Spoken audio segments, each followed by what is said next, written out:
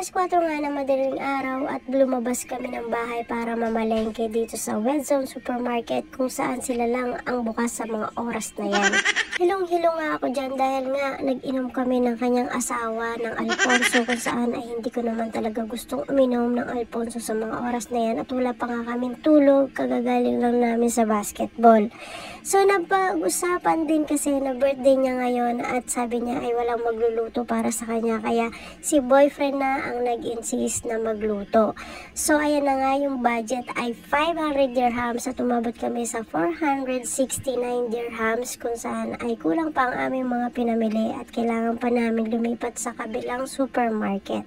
Pero sabi nga, minsan ka lang naman magsi-celebrate ng birthday mo, so bonggahan mo lang ng bahagya. Hindi naman bonggang-bongga, bahagya lang. At least, mapasaya mo lang naman yung sarili mo at mga bisita mo sa iyong kaarawan. Ganun! So, ayan na nga, no?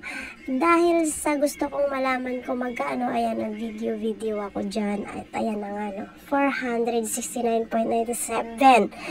So, meron na lang kaming 30 dirhams sa 500 na natitira. Lumipat kami dito sa may Philippine Supermarket kung saan ay bibili kami ng hipon kasi nga gagawa si boyfriend ng seafood palabok. So sabi niya baka mahal ang hipon kaya dito kami nag-check. So mura lang ang hipon ng mga panahon na yan kaya dyan na kami kumuha. Mga 1 kilo't kalahati lang ata yung kinuha ni boyfriend dyan. Kasi nga sabi niya may giniling pa naman. So okay lang yon, madami na rin yung sahog nun. Kaya nga, sinamahan na ni boyfriend si Madam Jaja kasi baka mamaya kung ano-anong bibilhin at hindi naman kakasya ang aming budget.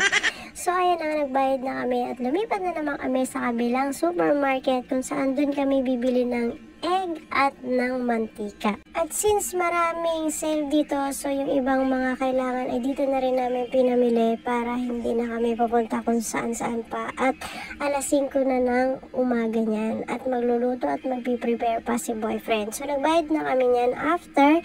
Then umabot nga kami ng 171. So nasa 700 dirhams na ang nagagastos namin sa mga oras na yan. So nagpas budget na po tayo pero okay lang yan since birthday mo naman Madam Jaja. So ayos lang yan. Bawiin na lang natin yan sa mga susunod na birthday mo. Charis. Ayun na nga, no? Nakaidlip ako ng 1.5 hour dyan. Idlip. So ayan, tinignan ko si boyfriend, maliwanag na at naghiwa na daw sila ng bawang sibuyas at carrots para sa aking Shanghai. So dahil sa ayaw nating paguring ng ating birthday celebrant, so ako na nag-insist na gumawa ng Shanghai. Ako na nagtimpla kahit matabang ang aking panlasa. Charis. Nagpatimpla rin ako ng kape dyan kay madam, yung kaya akong ipaglaban sa antok kasi nga antok na antok talaga ako. So ayan na nga, malapit nang maluto ang kalderetang manok ni boyfriend. At mapapansin yung hati po ang ulam at putaheng niluto ni boyfriend or lulutuin ni boyfriend kasi nga yung iba ditong bisita ni madama hindi kumakain ng karneng baboy. So ayan, nagluluto na si boyfriend ng sauce ng kare-kare at nagising itong aking alagang batutay. Ayan o, nakikichismis din. So pagkatapos niyan ay naggisa na rin si boyfriend para sa kanyang palabok at after that, ito na yung mga naluto niya. Nakatulog na ako dyan ng 1 kalahating oras ulit, kakahintay ko ng delivery. Sa pagbalik ko dyan, ito na yung mga nagawa niya. May mga kasama na siya dyan, kaya medyo naging mabilis na ang kanyang pagluluto. Pero halos lahat talaga siya lang mag-isang nagluto niyan. Ang galing-galing niya talaga. Ganay! So ayan yung Shanghai ko. Sobrang sarap niyan, promise. Charit. So ayan, carbonara, kanin, fried chicken, palabok. And ayan na nga, pupunta na kami sa venue. At hindi namin alam kung saan. Mabuti na lang makita namin yung isa namin kasama na susunduin ang kanyang girlfriend. Kaya sabi ko sabay-sabay na kaming pumunta doon at hindi namin makita ang venue. So ayan na, sabakay kami elevator at dumiretso-diretso na kami dito sa venue. So pagkatapos niyan, pumasok na kami, hindi na kami nag-doorbell kasi nga sabi ko baka bukas naman. So bukas naman siya, pumasok na kami at eto na nga sila, kumakain na sila at nagiinom na sila. Yung oras nga pala dyan ay 11 o'clock na, so late na kami kasi natulog pa dyan si boyfriend dahil nga wala siyang tulog nung nagluluto siya. syempre binigyan natin ng kaunting pahinga si boyfriend at baka mamaya ihimatayin, di ba? So ayan, si Kuya Jack, si Kuya Song, si Angelo at ang birthday girl na si Madam. So diretso na nga pala ako dito sa pagkainan kasi nga gutom na talaga ako. Diyos ko, buong araw ako walang laman sa tiyan. So ayan, inuna ko dyan yung palabok at ang oras dyan ay 11 o'clock nga.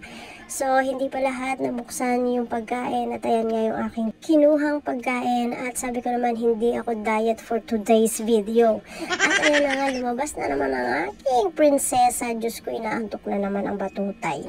So, sobrang saya talaga ng birthday ni Madam at nag-enjoy ang lahat kahit konti lang yung inuman at kainan pero sulit na sulit at ayan nga.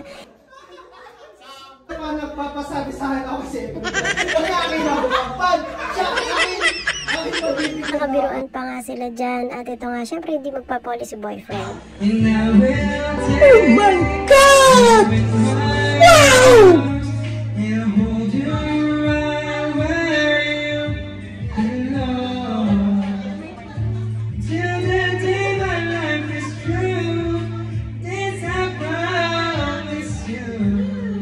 At ito pa nga si Kuya Song na asawa ni Madam ay hangang-hanga talaga kay Madam. Kita niyo naman.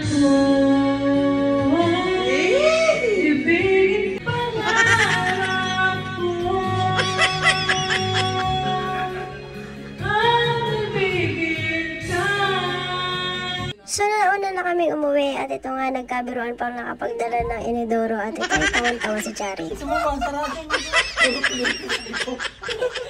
So ayun lang, bye!